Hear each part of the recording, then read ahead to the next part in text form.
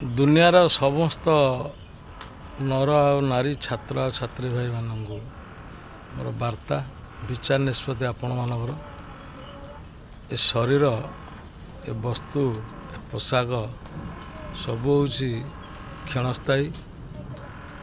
ये किंतु आभूषणर सुख दिए ना शांति दिए ना सुख शांति जदि आपण चाहूँगी ताले निरवता धैर्य संघर्ष दायित्व जराजीर्ण अवस्था रही मन को स्थिर धैर्यर मानसिकता स्थिर कर सबकि आपन को फलाफल मिल सफलता मिल बोलिकी आशा विश्वास भरोसा ये सब हूँ क्षणस्थायी आभूषण पोशाक खाद्य क्षणस्थायी शरीर मन आउ सी हूँ चिरस्थायी जराजीर्ण अवस्था थी दायित्व संघर्ष नहीं जदि कार्य आप करुवे निश्चित